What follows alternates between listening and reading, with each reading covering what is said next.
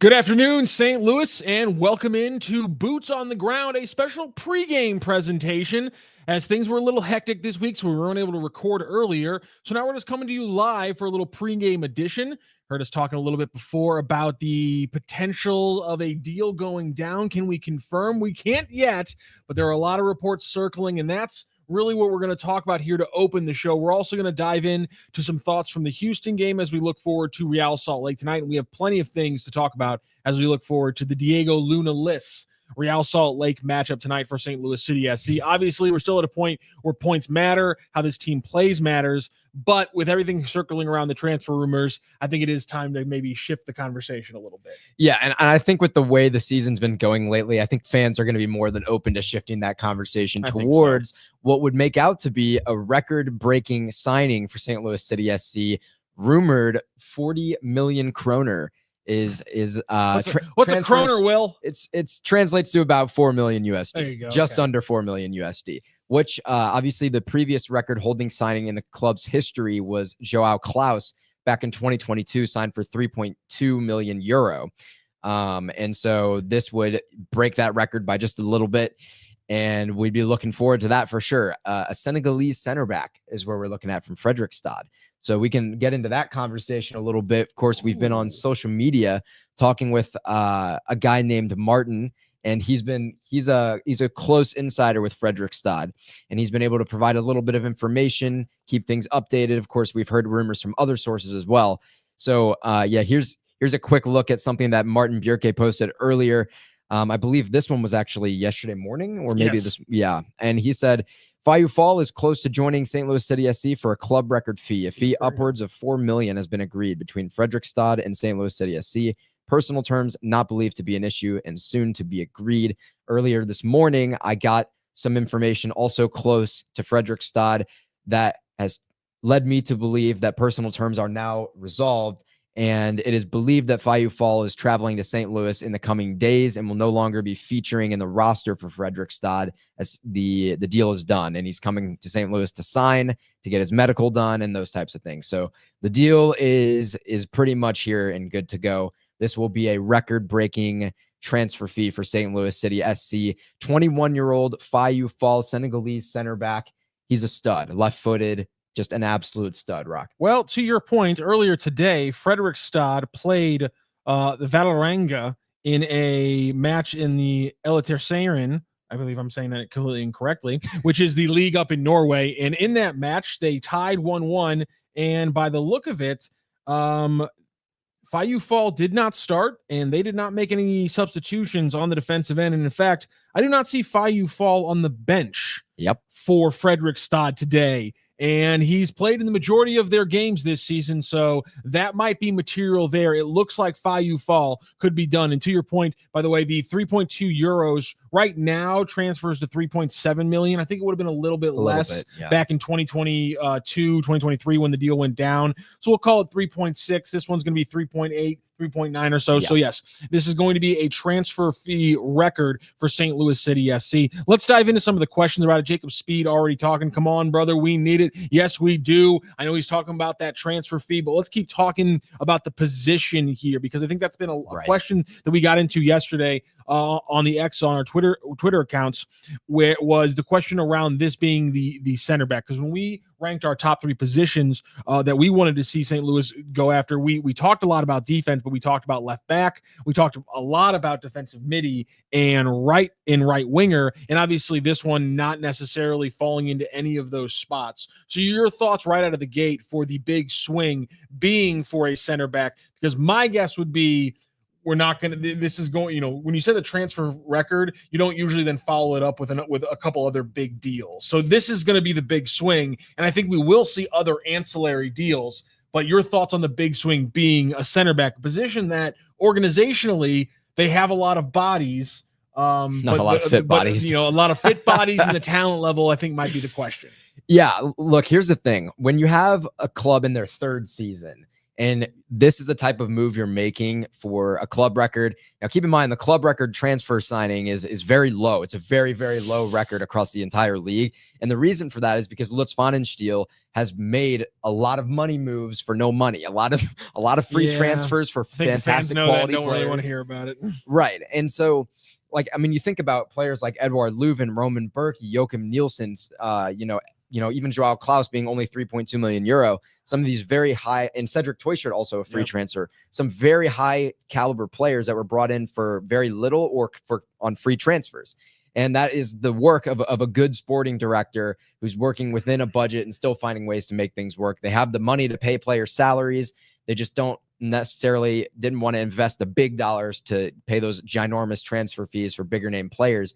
But now you're getting into a situation where you've kind of recouped a little bit of that money that you put into the stadium and you put into, starting your academies and those types of things. Now you're looking to invest a little bit deeper. So what do? You invest $4 million in a 21-year-old center back who's a stud, and you could probably sell him in 3 years for $10 million if he continues to plan on this trajectory, because the trajectory with this player is just absolutely fantastic. He's ranked the 11th best all-rounder center back. An all-rounder center back just means they're not just a stopper. They can also handle the ball and break lines of pressure. They're not just a defensive stopper. He's ranked 11th best U21 in the world all-rounder center back. Insane. He's also ranked 7th most accurate progressive passer in the world amongst U21 center backs. This is a high caliber player that could easily turn a big profit or be a huge component of a St. Louis City team like this that has some injuries defensively for the next couple of years. So for me, taking a big swing on this player, it really doesn't bother me. I think it's a good investment. I would like to see St. Louis City continue to put more money elsewhere, and I think they will. To be honest with you, I don't know if we'll see another record-breaking transfer, but I think we'll definitely see at least one more transfer that's upwards of €1 million. I don't think this is going to be the end of the rumors and the news that we see for the St. Louis City SC team. There's a couple positions of void for sure. So it'll be interesting to see what kind of happens going forward. But to answer your question, all those words to say, it doesn't bother me that this is your first big swing. And I don't think it's going to be the last thing that we hear about, at least this summer, on a potential larger caliber signing. Maybe not this big, but I don't know if we'll see €1 million, because I think we got at least two more moves coming in. Man, $6 million seems like that's just a little bit bigger than I would expect. For this a lot of clubs these days are paying $10 million for one player that scores 2 goals. But think about Atlanta. But Atlanta's been around enough that they've been able to recoup. The big number they played for Lath, they've been able to recoup some of that. Almiron, they were able to recoup some money off that one. And a lot of those South America deals some of them were big swings, some of them were small, and they got a lot of value out of them. I mean, when you hit the ground running and win championships, and Joseph Martinez is costing you like 2.1 or like 1.7, that's that, and he's winning MVPs. That's giving you a lot of bang for your buck. So these teams have had a lot more time, and that's why, again, I'm not surprised that we're seeing a move like this, to your point, that is an investment that they can then recoup money on in 3 or 4 years when they sell them for hopefully 15, 18, 20 plus $1 million to a European club in a little bit.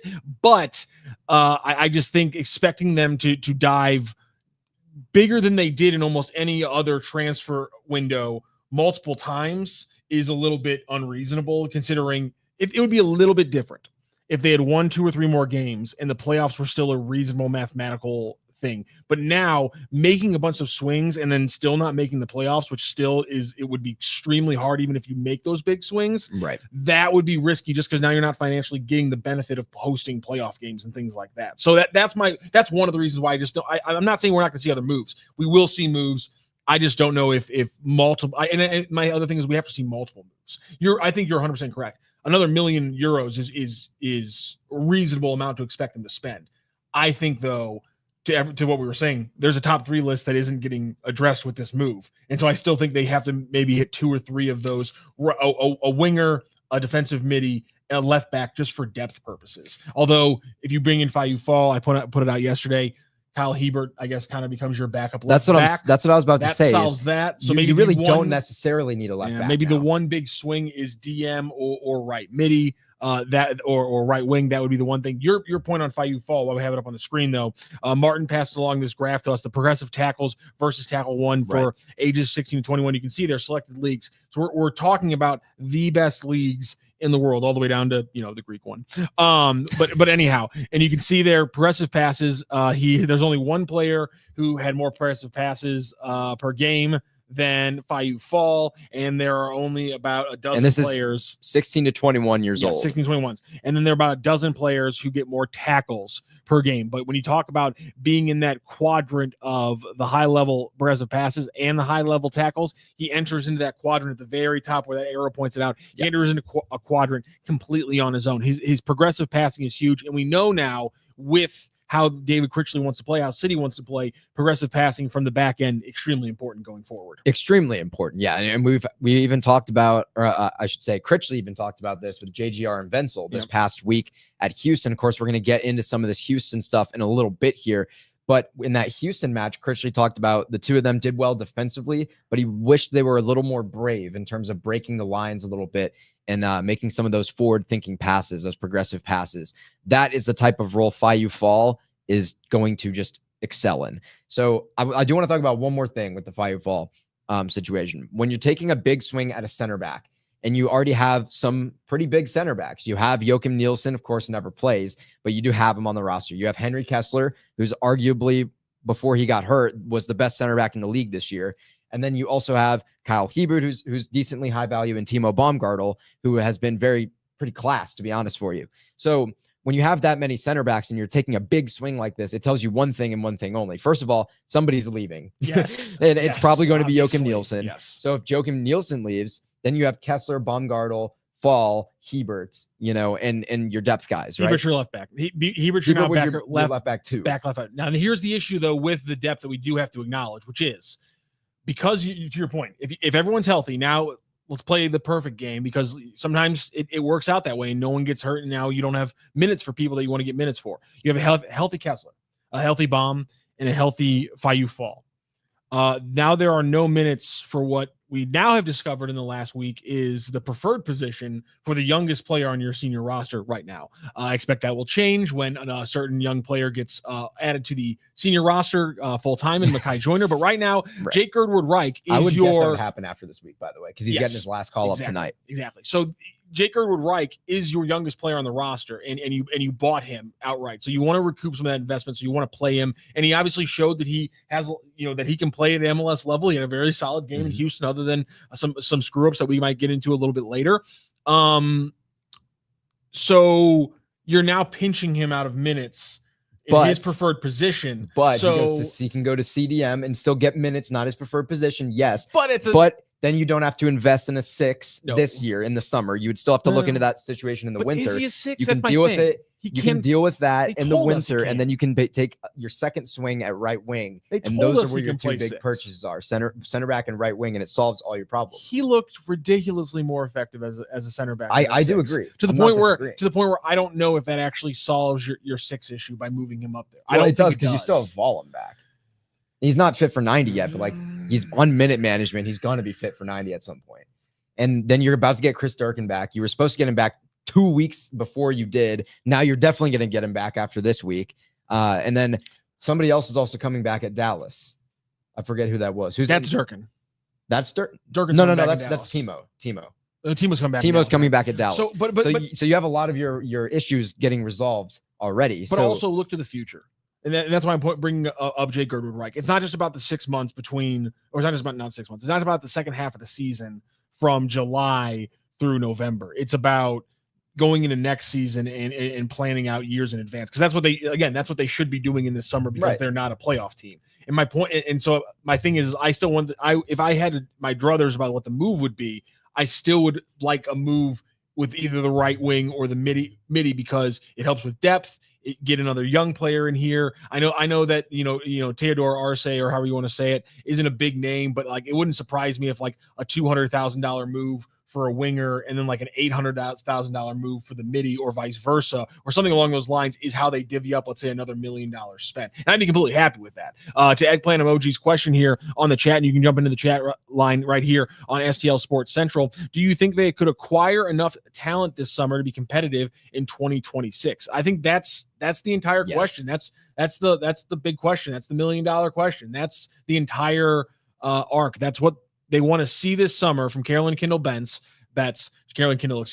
to keep giving Lutz another shot through the winter window and into 2026. That's the question. So yeah, and that's another reason why I think we're going to see more than just fall, because they need reinforcements right now. To your point, they're getting some center midfielders back, but you're not getting your most effective one back completely. I know Edward Leuven's training now. They're working him back, but you never know when that just kind of is gone again. We don't know if that's going to be for the rest of the season. So I just and another one there as we move this conversation forward, Tyson Pierce got the call up today. Yes. And he was referred to as a midfielder. He's played mostly right back. He has played some midfield. He has played some left back, but he's played mostly right back for St. Louis City this season. Last year, I feel like it was a little bit more split up between center midi and right back last year. It's been majority right back, especially over the last month or two, but they called him a midfielder in the call up today, which makes me think that if he sees minutes, that's what he'll see minutes. Yeah, it's definitely possible. I like Tyson Pierce, and that's one question I have for St. Louis City going forward. What do they view Tyson Pierce as best? Is he a right back or is he a center midi going forward? Especially specifically in this system 4-2-3-1 that they want to run. What is his best position going forward in their mind? Although I guess best positions for your own players doesn't really matter. Yeah. And I just have one final thing to say back to my very original point on Fire Fall where we started this recent part of the conversation. Well, yes, he's a monster. He's an absolute physical presence. 6'4", the dude's a tank. He's a machine. Also, he's good in the box early on offense. This guy's a great player. Yeah. But my final thing is when you're taking a swing at this player and the center backs that you already have, obviously you're expecting one of them to leave, most likely Joachim Nielsen. You still have, like we just mentioned, 3, very good potential starters. And so somebody's going to have to sit. And why do you do that? Why do you make that move? And for me, that implies one of two things. Lutz either doesn't trust the health of either Timo or Henry in the long term, or he doesn't trust the play of one of those players in the long term. Or he doesn't trust the ability for everyone not named Henry Kessler or Timo Baumgartel, not everyone who's not a set-in vet to continue to develop. He's saying I have two set-in vets and one who can never play because he's hurt, Nielsen. I just like maybe he just doesn't buy the ability of Hebert, Yarrow, McKenna, Orozco to be above average MLS defenders. And that's, and we'll talk about this a little bit now. Some people were saying that they didn't like this move because this team doesn't need a center back. If you want to keep playing this pressing style under Lutz, and that's the plan, yeah, you do. You need better center backs. You need consistently better center backs because they're always going to need to cover a lot of ground. They're always going to need to make up for mistakes. And especially on this team, you're seeing it this year, this team can't afford to give up goals on set pieces and things like that because they're always going to be vulnerable in the transition to get beat on the other end. They can't be giving up goals in set positions like that. So they need to be winning these battles consistently in the box with big center backs. And that's why Fayu Fall is such an important move. Yeah, I agree. Let's go forward to, or let's actually go backwards to some things we saw last week in Houston. Obviously, the goal was bad. Everyone did bad. Totland needs to cover the back post. Shocker there. Jay Reed also needs to cover the back post. Shocker there. He literally had covered it 2 seconds before and then doesn't cover it in the actual most crucial moment. Everyone did bad. The defense was terrible. Well, let's move on from there. Let's move into talking a little bit about our city circuit today, which is going to be talking about what is a press trigger. And before we dive into a piece breaking down a play from the Houston game, we're actually going to give it up to Simon Becher, who at the press conference on Thursday before July 4th actually gave a fantastic answer to kind of explaining what he looks for in a press trigger. What are all the things that go into it? So let's listen to Simon Becher break it down, and then we'll take a look at a play in Houston and kind of break down what we saw in it and what to look for tonight, because that press is going to be a big deal tonight against RSL on the road. So here is Simon Becher. We talk a lot about relationism and, working, in partnerships and with the guys next to you. I think for me, it's, having a good jump on triggers and, being able to close down space, as the ball travels. And, if you're late on that, or, we, tactically get pinned back a little bit, I find myself a bit deeper. And I think, in Houston, I found myself pretty deep at times. And yeah, it's a lot about, being on the front foot. And yeah, if one guy is late, if I'm late, if another guy is late, if all of us aren't on the same page on those triggers, I think it can start to show defensively. So yeah, it's just a lot about continuing to work in a group. And yeah, I think we see the steps, and we're working in training to to try to continue to be on the same page on those things.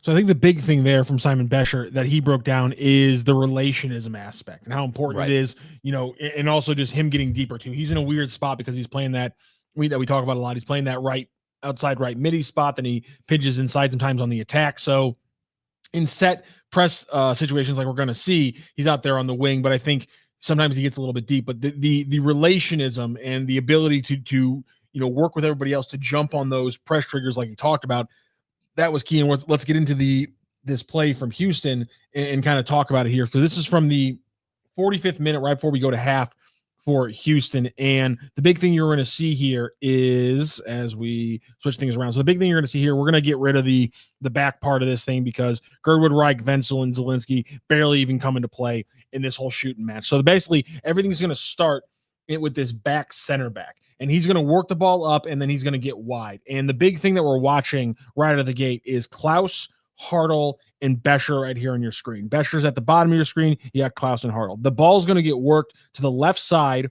And the interesting thing here that I want to start with is you right there. You saw it. This guy just dribbles the ball through the middle. Right. And you would think. And Klaus and Hartl kind of bait him in. A little bit. Take the space. And you'd think right out of the gate, this is the perfect time to an active press, but they keep letting him dribble up to the middle. They take away the passing lanes there. Klaus is taking away that wide lane to his right. Hartl and Klaus are actually a little bit closer, and that guy's not in a perfect position between them to receive a pass. Becher's in a close enough spot that he could jump on a longer pass there. They're taking away the easy stuff, and because they're taking away the easy stuff, what do we see next happen with Houston? And this is where things start to happen, because what happens next is we're going to see the back pass, and in classic pressing fashion, right as soon as he turns his back and works the ball there, Hartl's going to jump on it. And that's where things go from there. And then the ball, this is the one thing that Becher was talking about. So look how far back Becher is. So it's an easy pass there to the wide part, but they do a good job recovering. Becher closes down.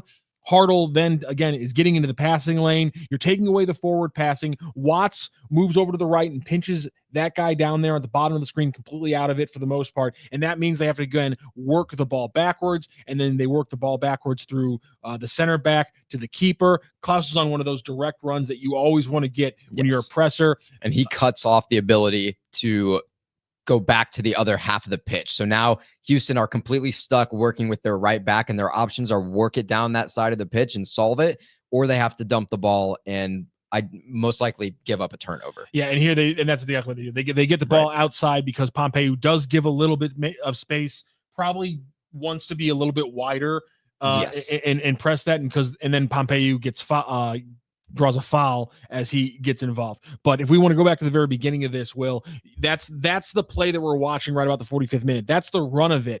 And you can see, again, the relationism aspect, how important it is, where Klaus is, where Hartl is, where Becher is. Becher's talking about at times he gets too deep and things like that. And you can see how this press really plays out.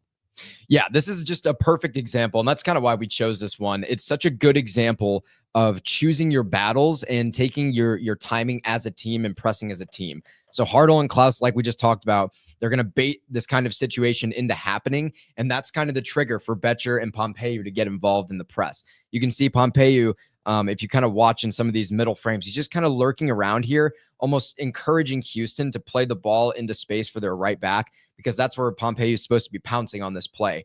And then Klaus's job is to cut off that back pass. And so that's where City can force Houston to dump a long ball, and then City can force a turnover there on a 50-50 and gain possession. Or even better, if Pompeu doesn't get called for a foul here, he could even force a turnover. On replay, personally, I think it was a very soft call. I don't really think Pompeu got him.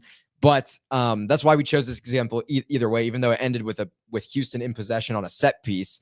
That seems like a lost scenario, but this was a really good example of a good quality press and the type of problems that can cause for any team that wants to possess the ball in their defensive third of the pitch, because good teams like St. Louis, and I say that kind of almost sarcastically, but teams that can press effectively, maybe not good teams like St. Louis, but teams that can press effectively can cause so many turnovers and really begin to work the ball and pin a team into their own defensive third, even without having the ball in their own control. And that is a very, very taxing situation mentally, and it's frustrating for your opponent, and it forces them to kind of lose their confidence in dealing with the ball, and just eventually they start dumping long balls. They just don't want to be in their defensive third. It's making them nervous.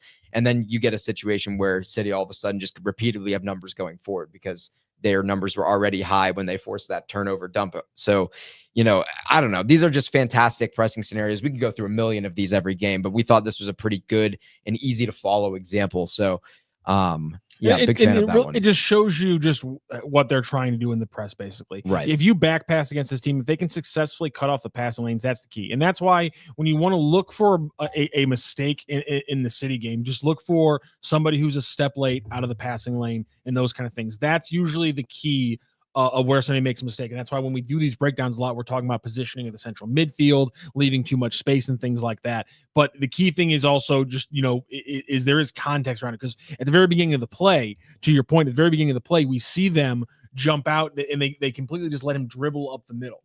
Right. Without any pressure, but they're taking away the lanes in every other part of the field. And that's the important part. But at the same time, it's also key to look at those things because, like Simon Becher was saying, there was a couple times where he got a little bit too deep.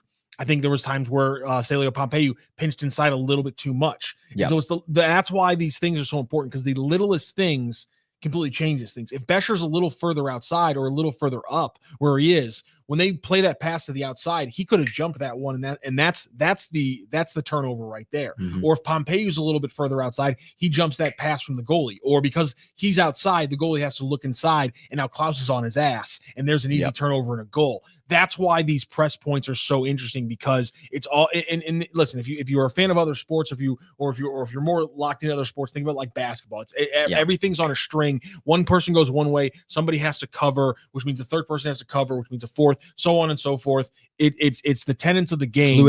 Fluidity is important, and the important part is that when you have that connection, much like a good defensive possession in basketball, what is it, Will? It's repeatable. Yes, it's repeatable. It is in fact repeatable. And, oh my goodness. Yes, we are so back here on Boots on the Ground. We are getting into repeatable sequences. Rock and I's favorite thing to talk about here on Boots on the Ground on STL Sports Central. Let's talk about this game coming up tonight. We'll be coming to you with the post game for City Central right here on STL Sports Central. What? Will the Real City SC show up? What are we doing here? Listen, if you want to come up with the headlines for the segments, that's fine. I thought that one was fantastic. Thank you very much. I think it is fantastic. It's still no Critch digs the long ball, but it's I think it's up there with one of my better ones. Thank you very much. Yes. Will the Real City SC show up? And I want to go a little bit crazy here. We don't have a lot of time here because the Cardinals game is going to be wrapping up, and we're going to be passing it off to the STL Cards. Excuse me. Wow. I bombed that. I bombed that completely. No, I did Cards Central 365 this morning. We'll be passing it off to Cards Central post game. I completely butchered that. My apologies. The Cardinals actually have taken the lead, by the way. So yes, how about that? So they're actually the impossible is happening. Yeah, knock on the wood over there. They don't blow this one. So anyway, I want to talk a little bit about what we've seen from St. Louis City over the last few weeks. And what I'm going to throw up here is a graphic by our good friend McLackbot. He puts up this incredible app where you can pull all these passing networks from St. Louis City. These are the first 4 games under David Critchley. These are the passing networks under David Critchley.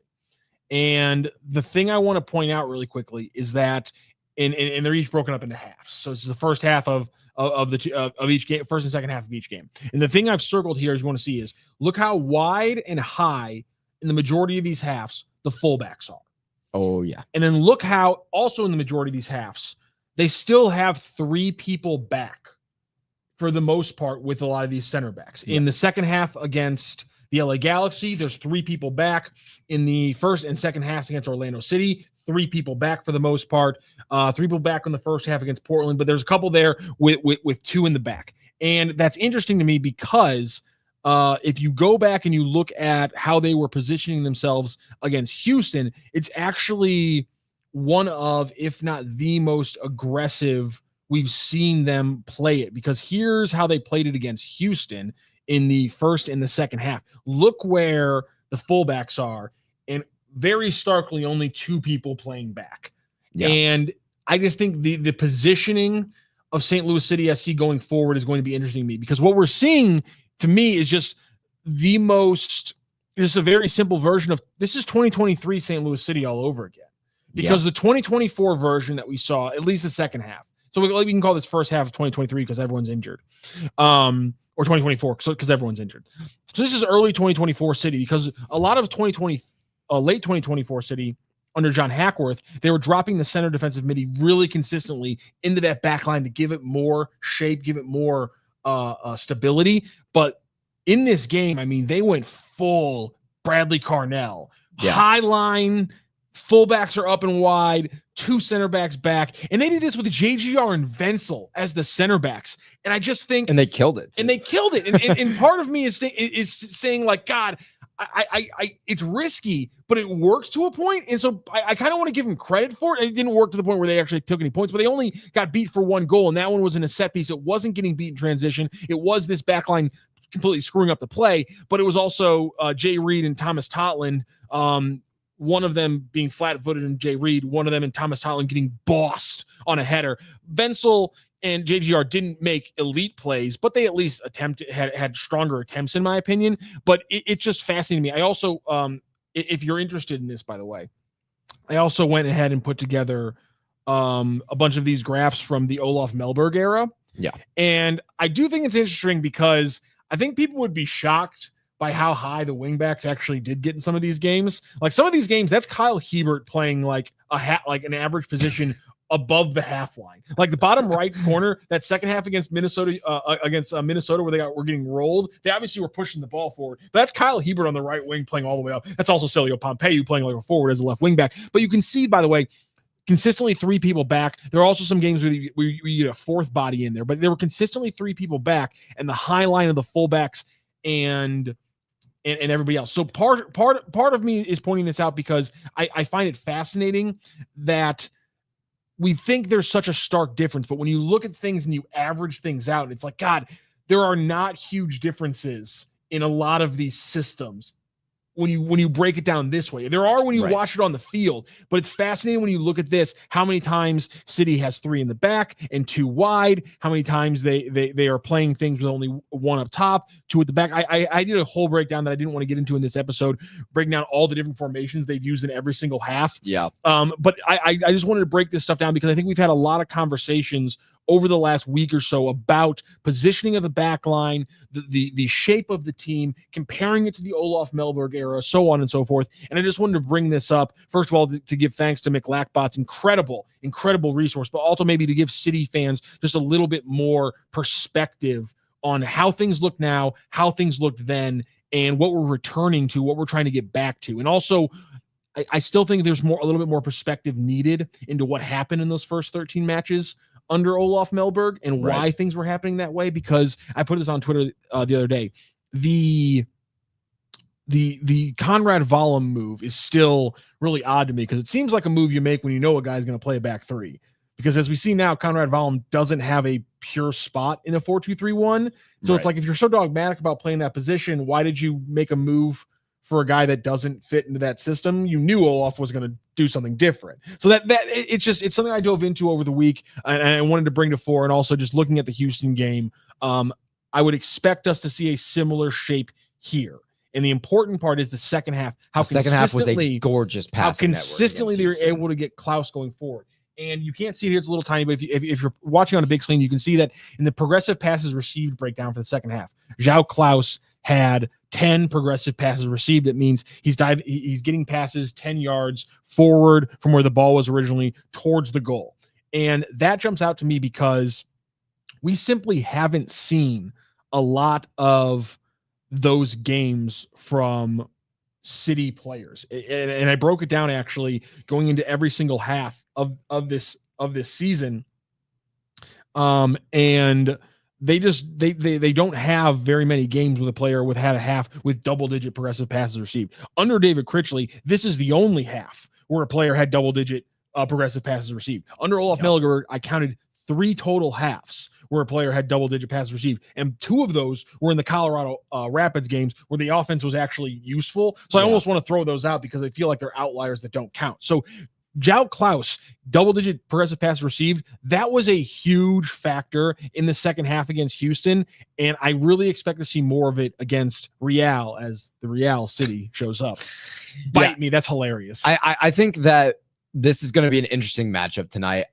It's always tough on the road, but Real Salt Lake doesn't have Diego Luna, and he does have 8 of their goals this year. No one else on the team has more than 2. He also leads them in assists. So without Diego Luna, not really a lot happens. Now, they don't concede a lot of goals. I don't expect City to blow them out. But if City can play their game well and not give up any stupid transitional moments, I think they'll be okay against Salt Lake. I mean, this is the battle of mid here. We have a 13 versus a 14 matchup going on in the Western Conference. It's not anything crazy, anything super complicated, but it should be fun nonetheless. Hopefully we'll see another pretty passing map like we did against Houston in that second half, and one that is actually productive because they didn't score against Houston. We'll be coming at you with the post game. Again, 8:30 kickoff. It's a late one because they're on the West Coast time zone because they're in Salt Lake City. So 8:30 p.m. kickoff, which means we're coming to you around 10:30, 11 o'clock tonight for the post game. St. Louis Cardinals post game on STL Sports Central. On the Cards Central post game is coming up just after this game as they head into the bottom of the ninth. The Cubs trying to steal this game from the Cardinals with an 8-6 lead. This has been Boots on the Ground, a pre-game version. Before we go, though, I need a prediction. Oh, prediction? I need a prediction. I'm going 1-1 draw. That's where I'm going. Fascinating. I'm going to go with a 2-1 St. Louis City SC win. They let up a goal on the counter, but they get 2 of their own in some other fashion. So I'm going to go with a win. He's going to go with a draw. We'll see who's right and who is wrong. A chance, both of us, tonight late here from the STL Sports Central studio. Again, Cards Central postgame coming up in just a few minutes as they head to the bottom of the ninth. But this has been Boots on the Ground for Will Bratton. I'm Matthew Rocchio. Come back to us later tonight for the actual postgame of St. Louis City SC, and have a great afternoon in the meantime, St. Louis.